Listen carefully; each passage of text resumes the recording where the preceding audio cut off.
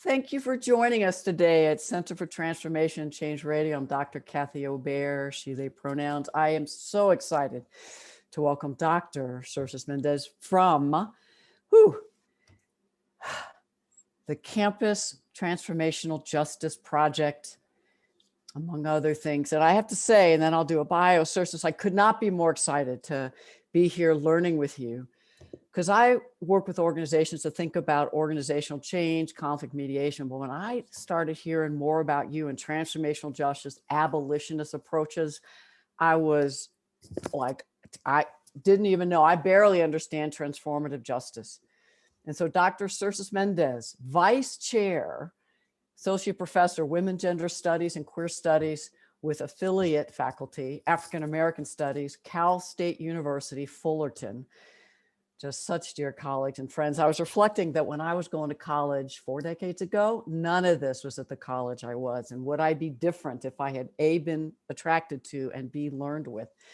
But you're a popular educator, organizer, decolonial feminist philosopher. Got my attention. And then founder of the Campus Transformative Justice Project that started in 2017 in the aftermath of all the horrific dynamics related to Larry Nassar and the silence, collusion, participation that we may have seen replicated so many places, including LSU is in the news today, as well as Oregon State president, who was the former president there. And so the dynamics that you have had on the ground working with are in most every organization that I know.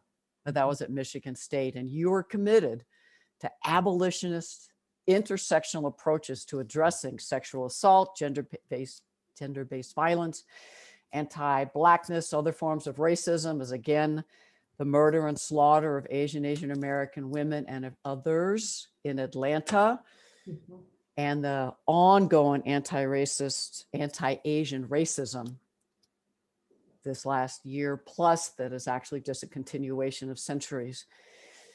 Listeners, you understand history through lines. And so to be here today with you to really understand how can we in organizations, particularly higher ed, dismantle these forms of oppression, create structures to ensure liberation, healing.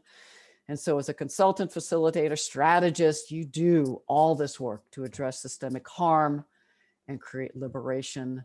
Thank you so much for joining me, Xhercis. Thank you for having me. And I'm particularly excited because you actually have taught me a lot about spades since the pandemic. We have a mutual friend that started a gathering that I got to be a part of. That's right. And I am now a ardent spades person when I show up. So can you just... The same way we got to struggle, we got to play together. So thank you for joining us. Can you just tell us a bit more about yourself and how you got in this and how you're doing in this time of pandemic and just national time of racial reckoning and sexual violence reckoning? So a little bit more about me. So I will start out by saying I am Puerto Rican, Boricua. Sort of born and raised on the mainland. I think this is an important part of my first sort of political awakening, is really thinking about the colonial relationships between the United States and Puerto Rico, right? The fact that so many people don't even know Puerto Rico is part of the US, that if you're born on the island or born here, we're citizens, right? So I was born on the mainland, Paterson, New Jersey, to a single mom who has, who raised 4 children without necessarily speaking English. And so all of her struggles as a single mom, navigating systems, right? Welfare system, social services.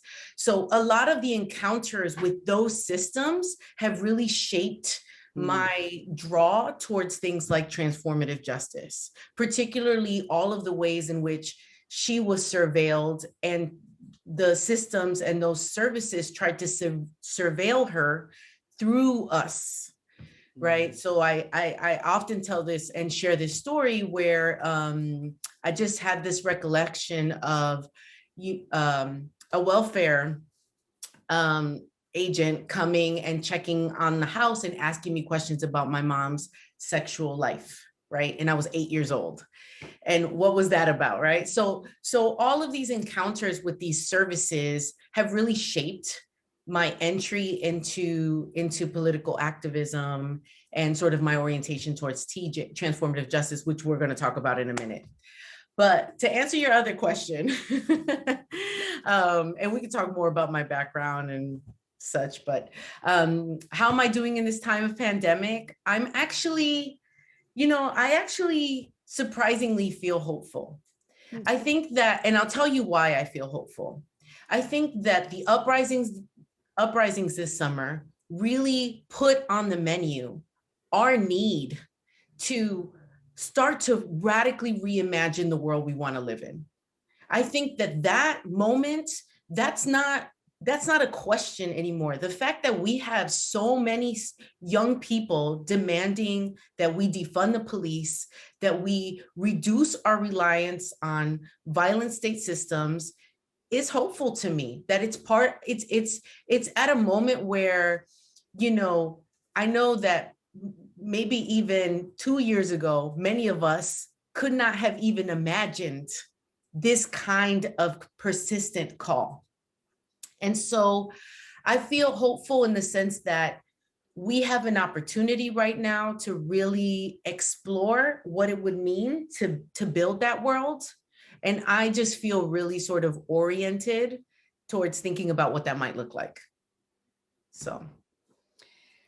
I know 2 years ago, I didn't even know about defund the police and so many others. Really, since George Floyd's murder, that I have really deepened my investment in dismantling racism, creating liberation. Anti-Blackness was not a term that was on my radar, even though I was doing work with white. So I don't think I'm that different from other change agents on campus, particularly white, that have been doing some work and now have this call for truly transformational culture change, and how transformative justice might be a part of that.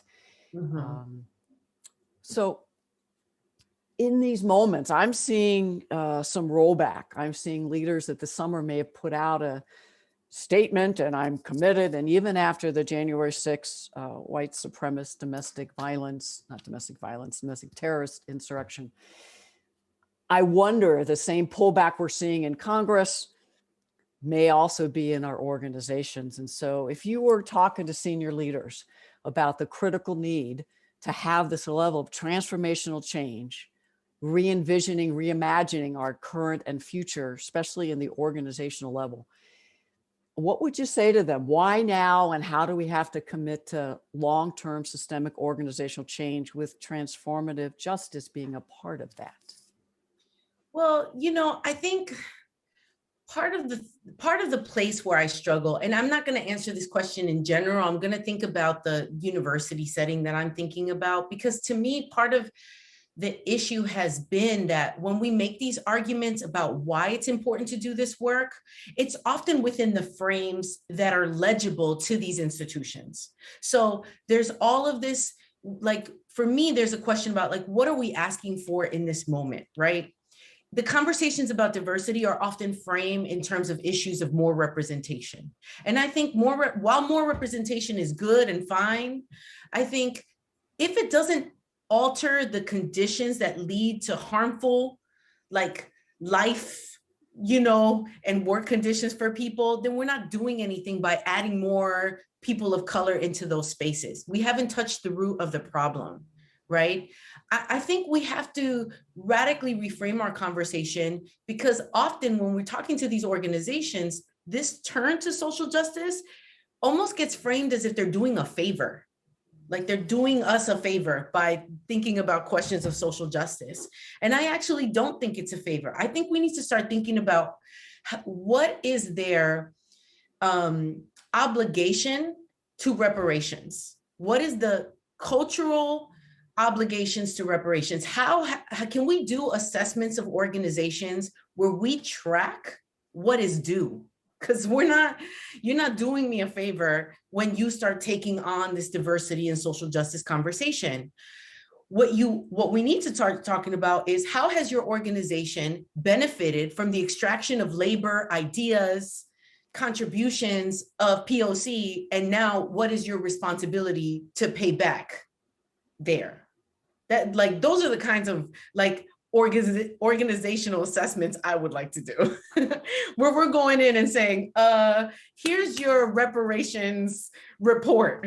Because honestly, so much of the conversations are about, oh, we need to add a little more, we need to hire more people of color, but you haven't done anything to prepare the ground for what it means to bring in folks into these spaces. And unless we're doing that work, you hiring more people often means introducing more people to harmful arrangements. So like in the context of the university, I see it all the time where we want to bring in more people of color as professors, right? But we don't want to look at the tenure process that makes it impossible for faculty of color to stay at an institution.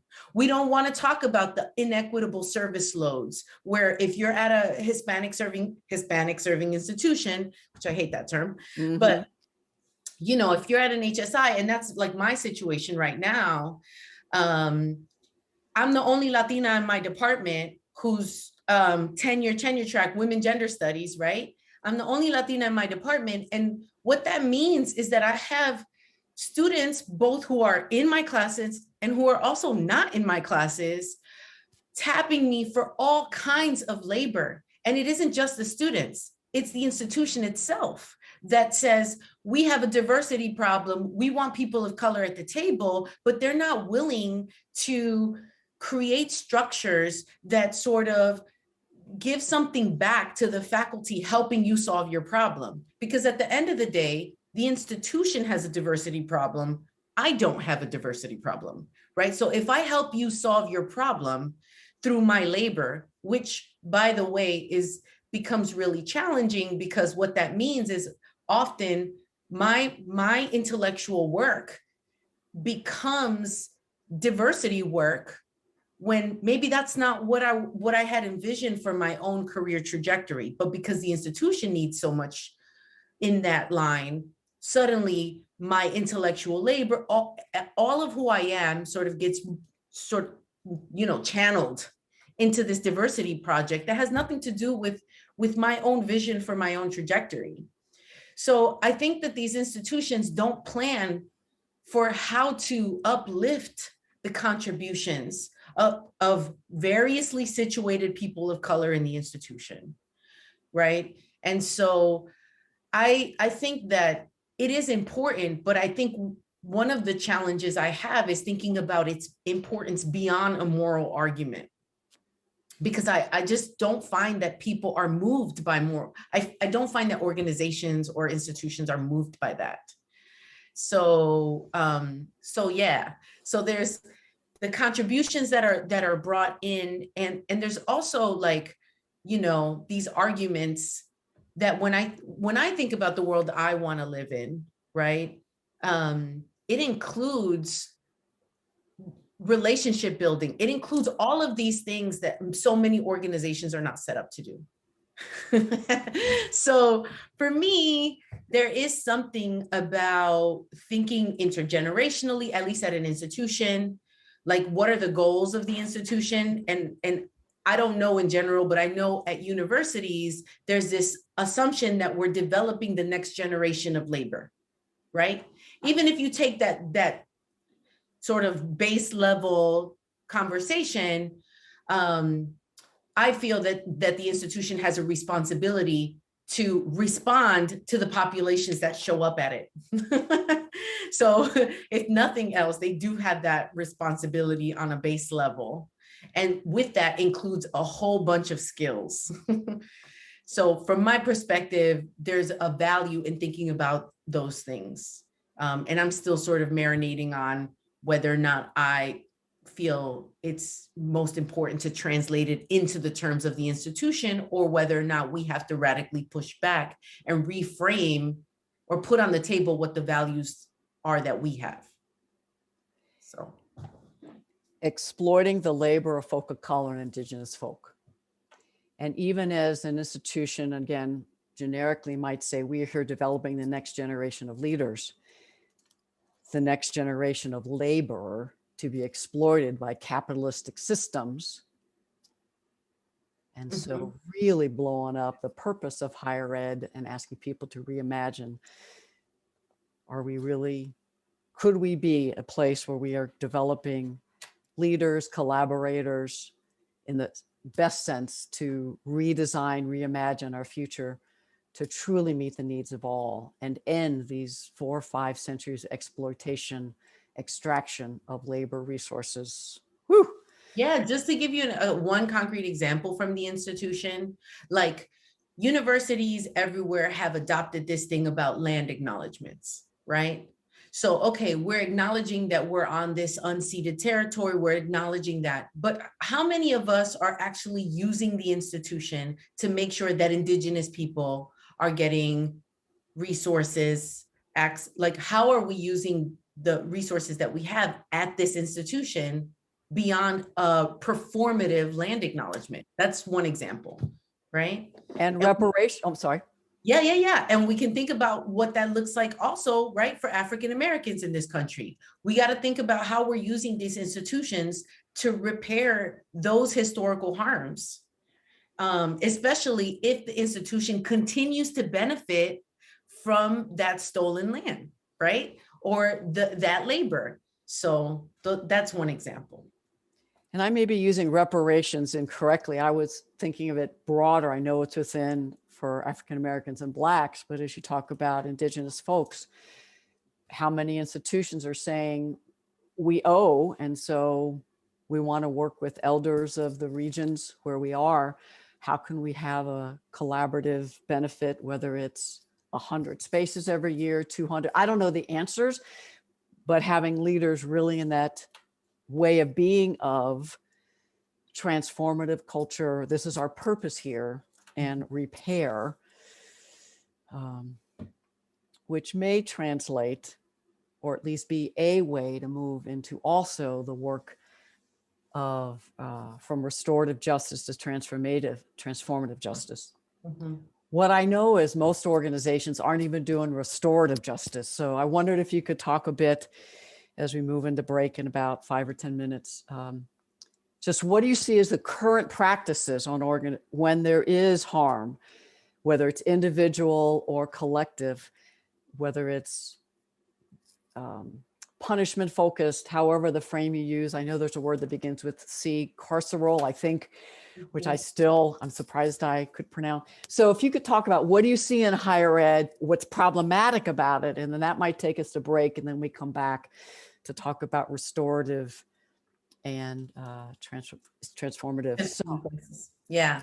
So one thing, okay, so the way we tend to deal with harm at institutions, we can talk a little bit about that, is very carcerally oriented, right? In the sense that it's all oriented towards punishment, right? And I understand how we got there, okay? For me, I think part of the issue is that when we think about accountability, we only have a punitive model frame for thinking about accountability. That's part of the issue, right? So even in our social justice calls for accountability, that's all we have within our frame.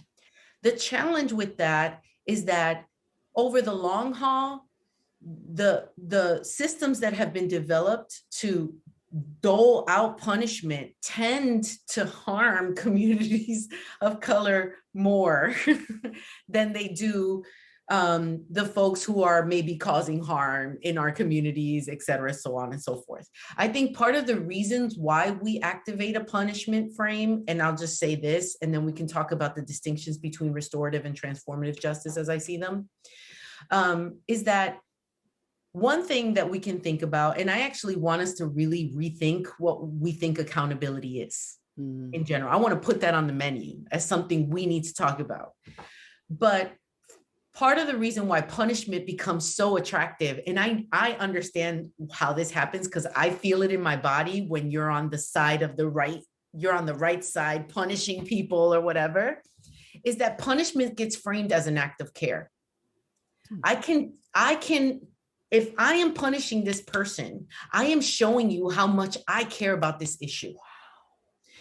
So the harsher the punishment, the more I show I care. That's how we end up with these zero tolerance frames, right? And so when we do punishment, we're actually trading in an optics of care.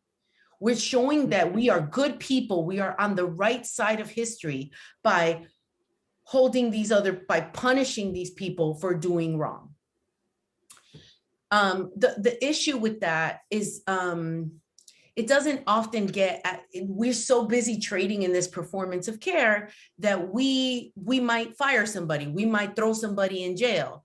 What we're doing there is we're not actually solving the root of the problem. What was the conditions that led to the harm in the first place? What we're doing there is we're outsourcing the problem to someone else's neighborhood. So good. So we throw them out, that's fine. It solves the problem temporarily, but it's an individualized response. We throw them out and we actually don't talk about things like, when we talk about gender-based violence, that's not housed in any one person. That is part of everyday culture, right? When we talk about racism, we are born and raised and steeped in racism from the time we're, come into this world, and then we're going to act like it's an individual person's problem. So that's part of the issue with that sort of framing, that we could punish individuals, but it doesn't touch the root of the problem. And that's where TJ and RJ are trying to sort of make a dent. And I'm reminded that even at folks that are trying to do healing of often disproportionate folks of color, indigenous folks are the ones that are held much more accountable in our discipline systems, whether it's dean of students, whether it's athletics, we could keep going, faculty, because until we whites have the capacity to dismantle racist attitudes, white supremacist beliefs in ourselves, our practices, we're just perpetuating. Even if the system looks different, we are still perpetuating. So I think we have a few more moments. Do you want to just begin looking at what is restorative justice? How might that be progress compared to the current systems? And then what is transformative justice?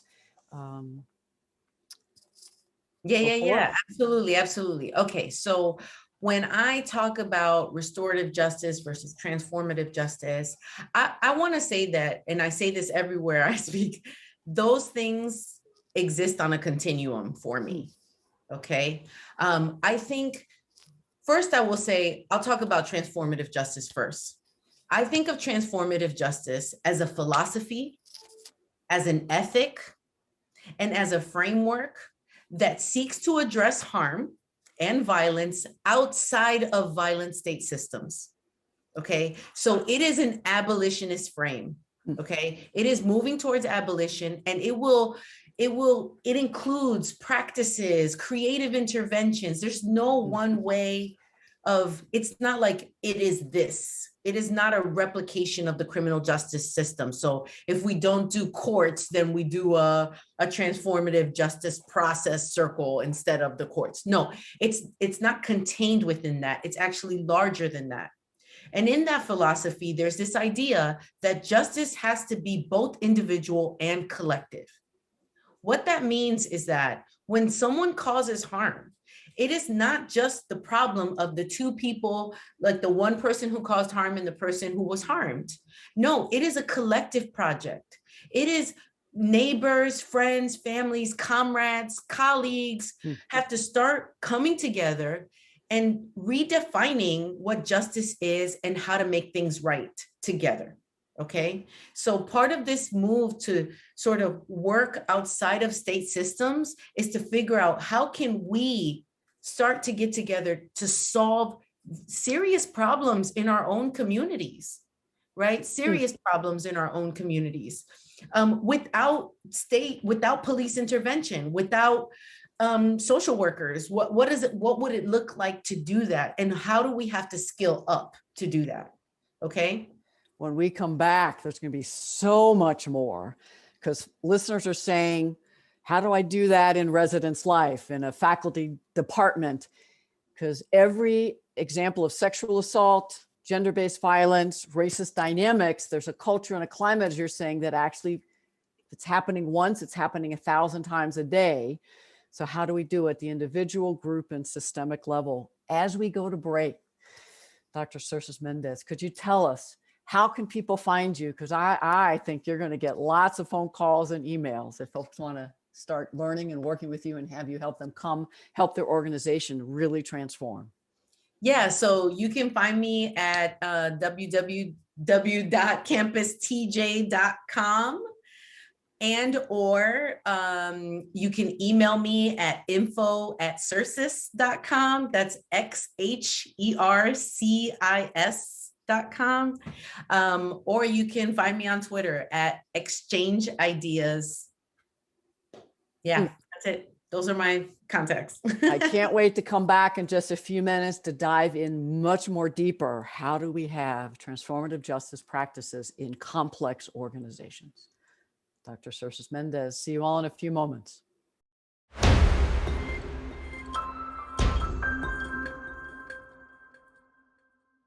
So excited for more conversation with Dr. Xhercis Mendez of Transformative Justice Work. And if you all want to find all kinds of other resources to support this social justice, racial justice work, if you go to the Transformation Change Radio site, you'll see access to my design and facilitation course, as well as free access to Navigating Difficult Situations course.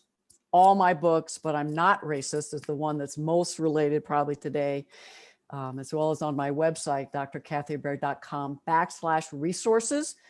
Lots of open source resources for leading white accountability groups, as well as all of my books are free downloads and many other resources.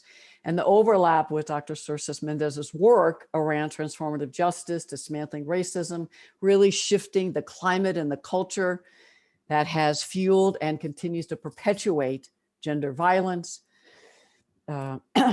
anti-Blackness, sexual assault. Dr. Xhercis Mendez, welcome back. Thank you. So could you just tell us more about transformative justice, how it all started, and just ways people might be able to rethink systems, structures to really repair harm? Yes. So before we get there, I wanna finish the thing we were talking about right before, which is the transformative justice versus restorative justice question. And so I just want to make sure folks understand the distinction. I think that it's really important to note that transformative justice does begin in communities of color.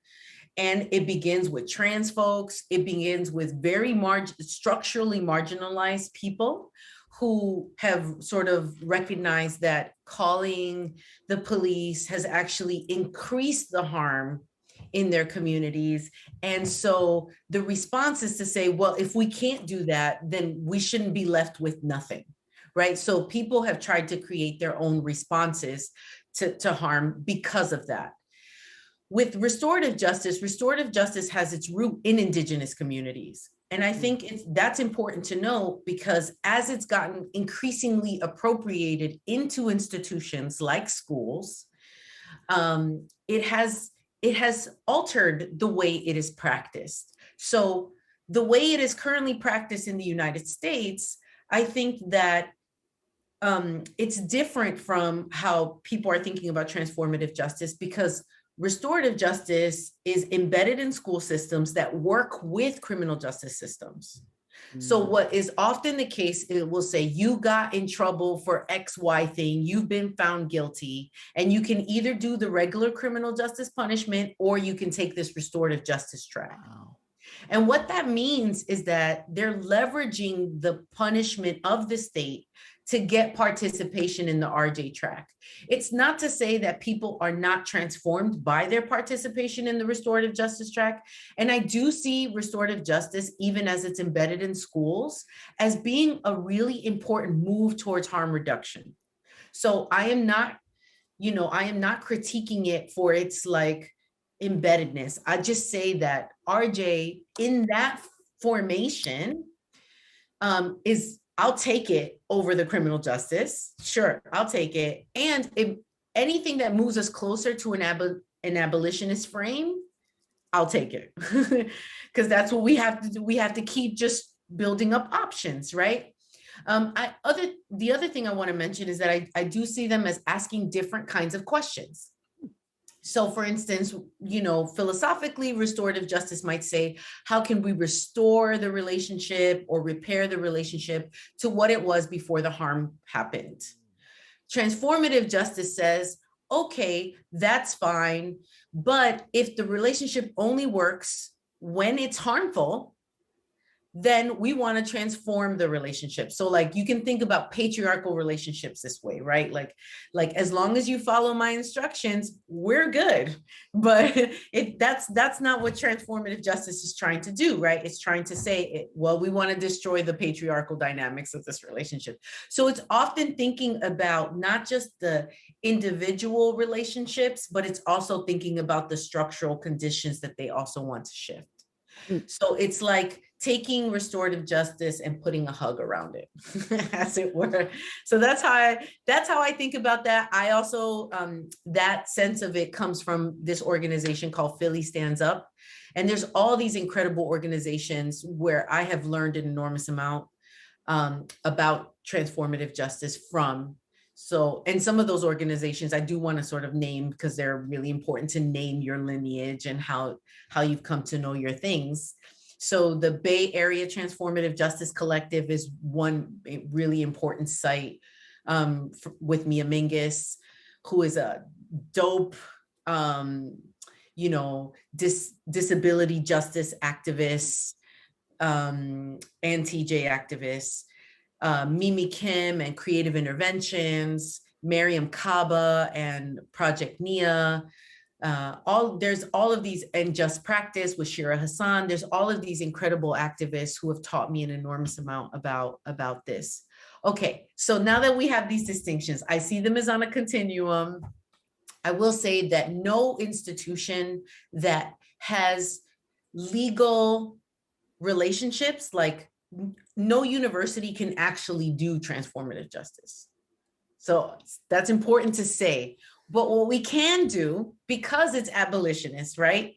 So as long as there's mandated reporting, you can't have a transformative justice possibility in the frame. But what you can do is you can take transformative justice values and principles, and you can bring them in to help people reorient how they're responding to harm. And that's what I do. So that's what the Campus TJ project is about, is really taking TJ values, principles, and practices and saying, how can we use these values and principles and practices to radically transform how we're thinking about our responses to sexual assault, how we're thinking about our responses to gender-based violence, and how we're responding to microaggressions daily. How do we think about the relationship between microaggressions and sexual assault? Like, so that we don't hold them as separate in the frame. Like, what is the connection between these things, right? So, yes. Okay. Now that I've said all of that, I will go to your question about like how we got here, which is to say, so I was working at Michigan State in 2016, and I am someone who, because I teach controversial issues in my class and it's always feminist stuff and it's always women gender studies issues, I am someone that students, particularly marginalized students on campus, whether they be queer, gender nonconforming, trans-identified, students of color, BIPOC, all these students tend to want to divulge information to me. And I'm a mandated reporter, right? So I find myself in this situation so often where I have to be like, I know you trust me, but you know, here I am in this non-consensual relationship to the state where whatever you tell me, I'll have to share. And so, and often when they're coming to me, many of them don't want to go through a Title IX process. And there are very good reasons why they don't, right? It's not for nothing that so many students, and it's not just students, it's also faculty of color who find themselves not wanting to, and for very good reason, don't trust that these processes will be able to hold them because of who they are. And so, you know, if the person who's harming you is also part of the community of color, ooh, at a predominantly white institution, a lot of these students understand that in their bodies and don't necessarily want a punitive option, but that's not on the menu, right? And so I found myself at MSU asking these questions about mandated reporting. I'm like, why is mandated reporting the only option when we're thinking about survivors?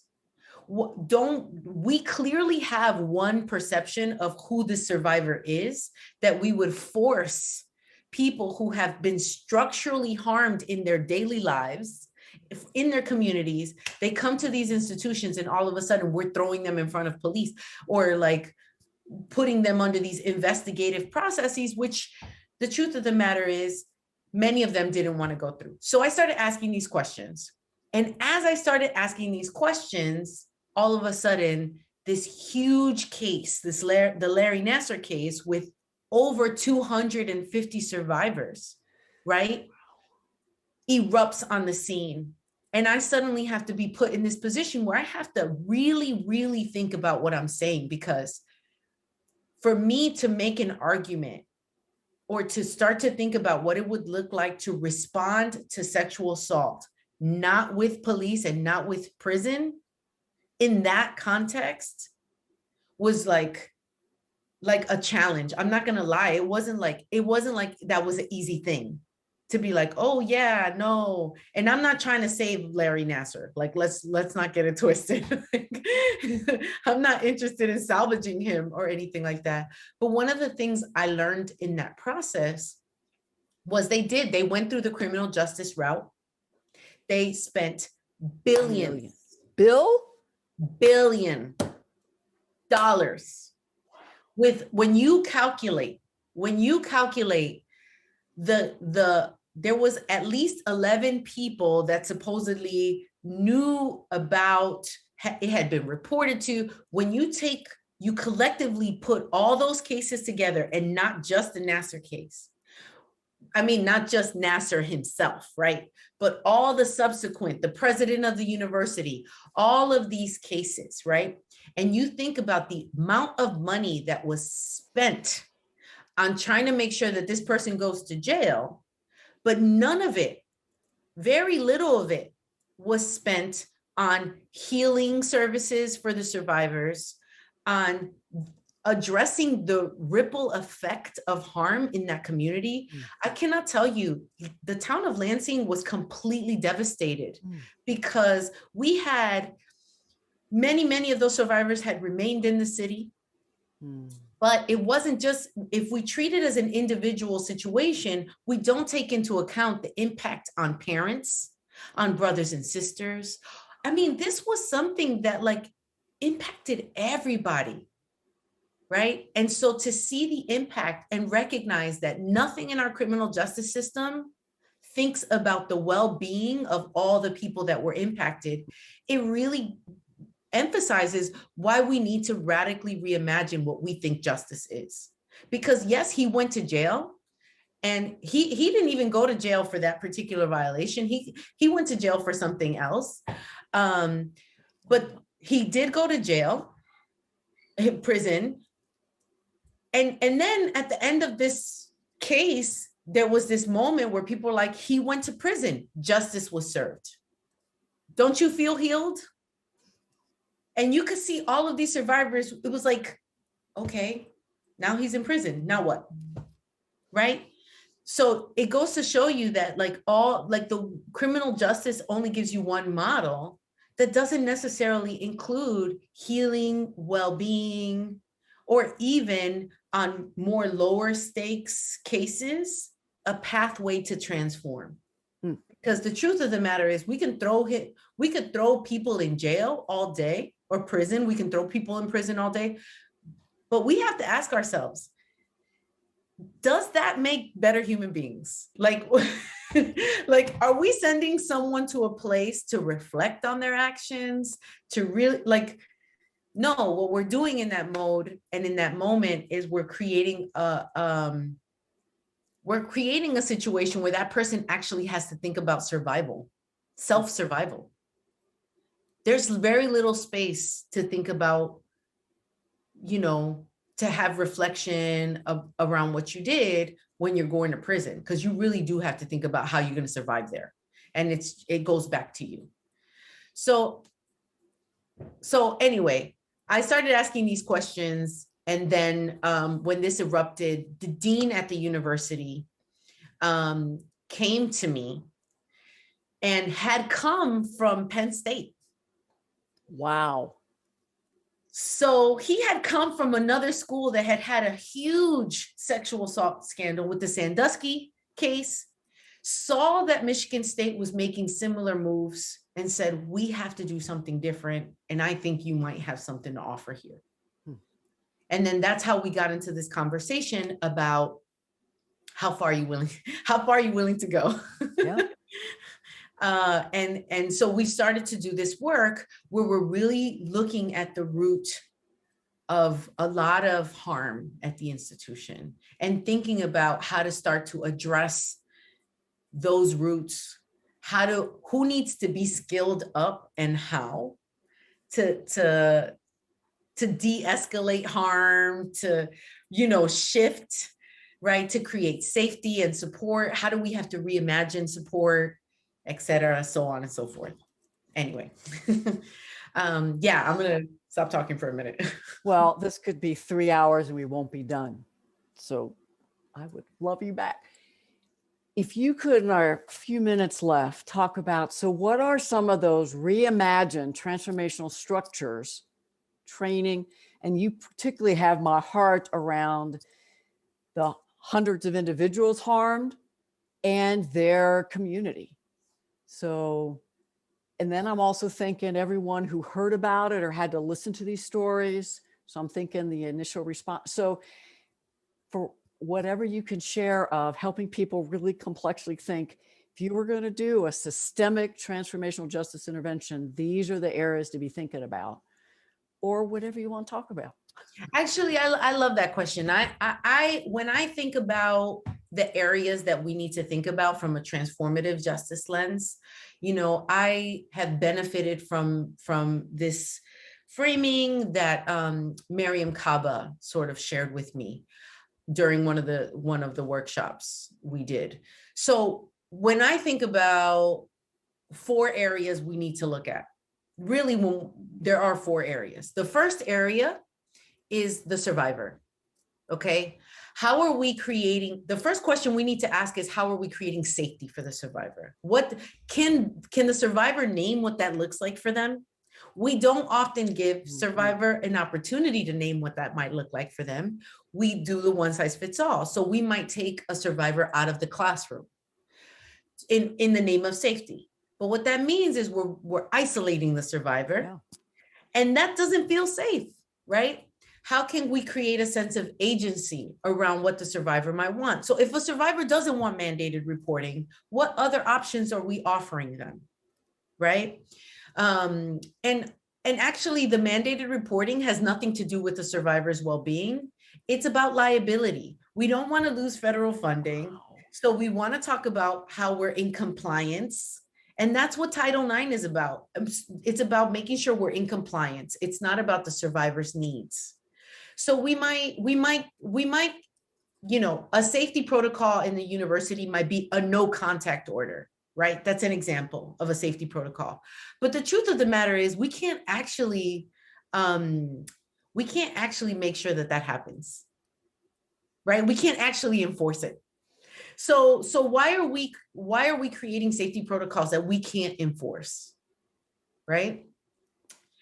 Agency, we're not giving survivors a lot of agency. How do we create the conditions where a survivor feels like they belong? When people come forward, they're taken out of classes, they're put aside. All of a sudden, their communities are questioning them, right? Like, did this really happen? Blah, blah, blah, all this stuff. And we're not actually creating an environment where people can actually feel like they're believed, they belong, right? And so that's one example. The second area we need to look at is the person who caused harm. Are we creating pathways for them to transform their behavior? And we don't have that. We have punishment, but we can get rid of somebody like this. This happens all the time with faculty who are problematic. They get suspended for a year. They disappear for a year. And during that time, no one has any idea what they're working on. Then they come back and they're like, and people are like, why did you disappear? No one understands. Silence. And there's a lot of silence. And then when they come back, the person who was harmed, because they don't know what they were working on, it all surfaces again. So if we're not developing pathways for transformation, we're not doing anything in the punitive frame because they're not actually working on anything. The third area is, what is the community responsibility? And this is a very TJ thing. Like, how many of us have witnessed things happen, microaggressions in faculty meetings daily, yes, and no one says anything, right? That collective witnessing, transformative justice says, okay, no, anytime there's harm in our community, that is an opportunity for all of us to get better. It isn't just that one person's responsibility. We are part of the conditions that allowed that to happen. So what needs to shift there? And then the fourth area is the structural conditions. How is the structure set up for this harm to continuously happen? And one example of that is with we have these value systems in our universities that if you are a very successful grant writer, or you are someone who's very well published, you become less accountable, you become untouchable in the system, right? So we have to shift those value systems so that just because you're good at that stuff doesn't mean you're not responsible for the people you harm in the space. So that's the fourth area, thinking about the structural conditions, right? And so we have units. One example is we have units actually talking about what are the values that are guiding their decision-making and how can those values be shaped by transformative justice in terms of like thinking about, for example, when we have harm in our units, how is it that we need to become responsible to each other? Can we create networks in our units to respond to conflict so we don't have to escalate through a grievance process, but that we learn how to develop communication skills, de-escalate, identify microaggressions when they're happening, and so on and so forth within the units? And how do they have to look differently depending on the discipline? And I'll give you one last example and then I'll wrap it up, which is to say, a perfect example of that is nationally, we have history departments right now who teach historical material that has the N-word in it. This is an example, right? The discipline itself, and there's all these academics who want to hold on to that in the name of academic freedom. Well, transformative justice will say, okay, but if you want to make sure that students of color feel a sense of belonging at your institution, how do we have to hold that up to complicate the discussion on academic freedom? Which value is going to guide how you teach? So anyway, that's one. Yeah, go ahead. Well, and if you choose to do that and don't decolonize your curriculum, which might be a great conversation in the future, then there will be a TJ process that you will be a part of to repair the harm and shift the system and the practice. Dr. Xhercis Mendez, please tell us again how folks can find you. Whew, thank you so much. So you can find me at www.campustj.com, or you can email me at info@xhercis.com, or you can find me on Twitter at Exchange Ideas. I am full of such gratitude. I've learned so much. I have so much more I want to ask. We will be back next month with President Lee Goodson of Tulsa Community College, looking at systemic culture change, working within systems, outside systems. How do you lead as a president with a equity, social justice, racial justice lens? Xhercis, from the bottom of my soul, thank you so much.